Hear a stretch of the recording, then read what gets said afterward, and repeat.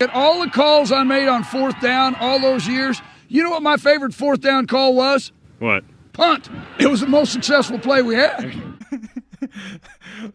Bro, for my King of the Hill viewers, look at this. Somebody tweeted out Archie, Cooper, Peyton, and Eli in Archie's first game for Texas. Yo, tell me Hank Hill doesn't look like Peyton Manning. Maybe that's just me. I can see Boomhauer right now going, man, come on, man. Come on, Archie. Come on, man.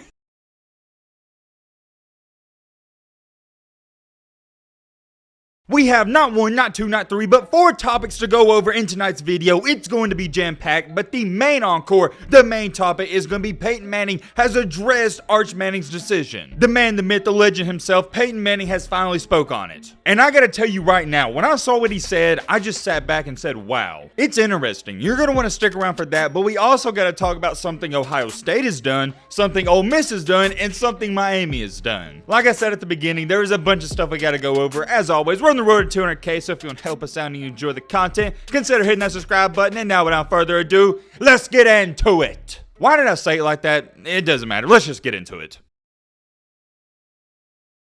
First up on our menu, I gotta talk about it just for a little. Ole Miss just won the college baseball championship. Say it with me now, SEC. We the best. Who does it better than us? Everybody has this misconception. They think we're just a football conference. No, we're an everything conference. And even if Ole Miss didn't win the college baseball championship, we had 4 out of the 8 teams in Omaha. To all of my SEC fans, I know we bark at each other sometimes because we're always facing each other in the season, and there is bad blood, but sometimes it is nice to sit back and look at what we do as a collected unit. The even better part about Ole Miss winning the championship, they barely made it into the playoff. Or I guess technically they don't label it as the playoff, they call it the postseason. That's awesome, but moving on down our list here, I saw this and at first I thought it was a joke, but apparently it's real. If you keep up with college football at all, I'm sure you know that Ohio State, they refer to themselves as the Ohio State. And well, once again, this isn't a joke or rumor, this is true. Ohio State officially owns the trademarks to the word "the." According to the sources, they actually applied for this trademark over 3 years ago, and recently on June 21st, they got granted the rights to it. I'll show you a picture of it right here, and as you can see, it is official. I'm going to assume a large majority of you don't know just how hard it is to get trademarks on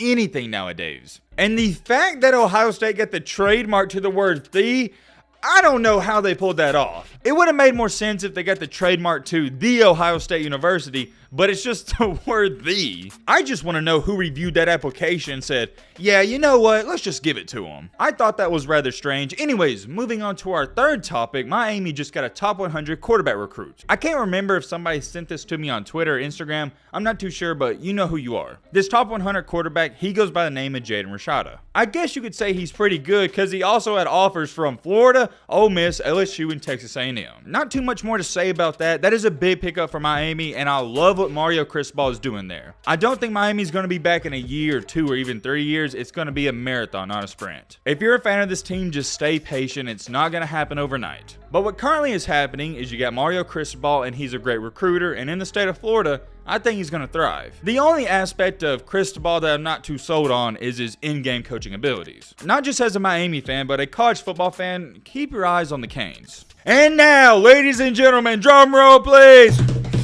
Oh snap, my mic fell. We are finally moving on to the final topic of this video, the reason you clicked on this video. Alright, look, I'm not here to beat around the bush. Arch Manning, everybody thinks he's the next best thing since sliced bread. He just committed to Texas. They've labeled him as a perfect prospect, and many scouts have also said that he's quote unquote maybe the best high school prospect of all time. Most of y'all know how I feel about that. We already talked about it a day or two ago. What we're here to talk about and what I'm about to show you is what Peyton Manning said about him. Let me give you some context before I show you a random video. For those of you that don't know, the Manning Passing Academy, it's currently ongoing, and of course, right when Arch Manning making his announcement, Peyton Manning, he's going to get asked about this. And yesterday at the Manning Passing Academy, here's what he had to say.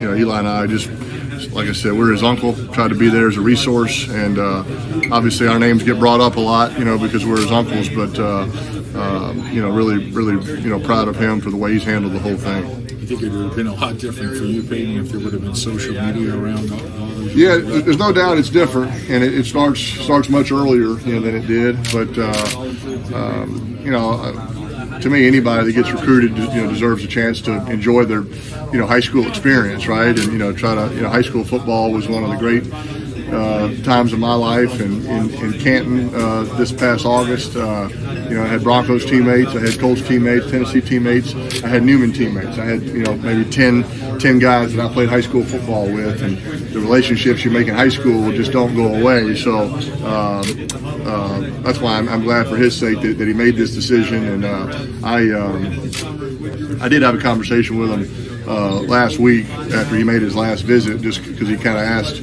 about sort of when I made my decision. And I just remember as soon as I got back from my last visit, I basically announced where I was going 2 days later, because I knew, when you know, and there's no point in dragging it out and, creating some drama. And I'm not a big fan of the hat reveal, the whole deal. So I know that's part of the show now, but I kind of liked how he did it. Once he knew, he sent the word out, and now it's just on to being a senior in high school. Man, oh man, Peyton Manning, just from that little 1 minute and 30-second video clip, you can tell he's one of the most well-spoken individuals you'll ever meet. Let me know in the comment section, but for me, it's almost mesmerizing. I could listen to him talk all day long. He's so good with his words, and I think he's 100% right on this. It would be terrible for Arch Manning to let this go on throughout his high school senior season, because that's all people would be talking about, and he couldn't focus on his games. You might as well make the decision now so there's no drama or anything like that going on. And also at the end, Peyton said he's not a fan of the whole hat commitment on signing day. And I see where he's coming from. He's more of old school. He wants to be real humble. But I do like signing day because it builds up, what's the word I'm looking for? It builds up the hype. Now that he's brought it up, let me know in the comment section. Are you a fan of the hat commitments and building up the drama? Or do you like how Arch Manning did it? I think everybody has their own personal preference, and it doesn't matter either way. Signing day for any athlete, whether you go D1, D2 to a small school or a big school, it's a day you'll never forget, and you're going to remember forever. You just have to realize for the Mannings, they're really humble and overall just great people. They've had cameras and attention on them for the last 20, 30, 40 years. They don't want anymore. And I hate to discredit how big signing day is, but it's not a big deal for that family. Everyone in that family has pretty much been a college star, NFL star, and won a Super Bowl. So signing day, not too big of a deal. Bruh, for my King of the Hill viewers, look at this. Somebody tweeted out Archie, Cooper, Peyton, and Eli at Archie's first game for Texas. Bro, if that's not true, I don't know what is. And you know what's crazy about this? Hold on. Whoa. Hold on. You know what's crazy now that I look at this?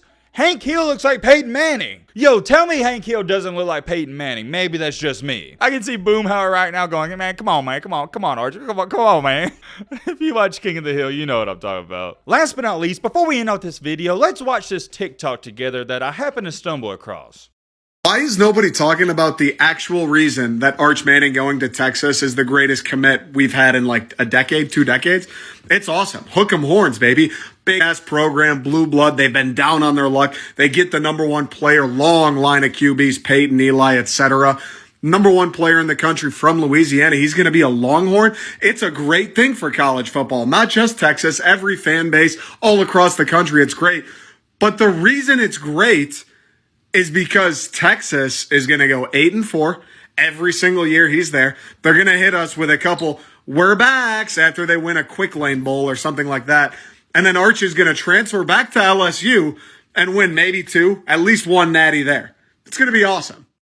My dude said they're going to go, "We're back," after going 8-4, winning a quick lane bowl. He had me all the way up until the end. I'm not too sure that Arch Manning is going to transfer to LSU and win 1 to 2 championships. But what he said at the beginning of that TikTok video was right. It's better for the entire sake of the college football landscape for Texas to be good. I'm not even a fan of any of these schools, but even I know this. It's better for the college football community when USC is good, Texas good, and so is Miami and Florida. It's better that way, but here's my counter argument to that. It doesn't matter if Texas is bad. We've seen them be bad for the last 10, 11, 12 years. They're still going to be one of the most relevant teams ever. They can go 8-4 every year like they've pretty much done, yet they're still going to have the most money in the biggest markets. That's the reality, and yeah, I already covered everything I wanted to. This video was extremely jam-packed. If you like it, let me know in the comment section. Drop a like. We're also on the road to 200K, so drop a subscribe for your boy.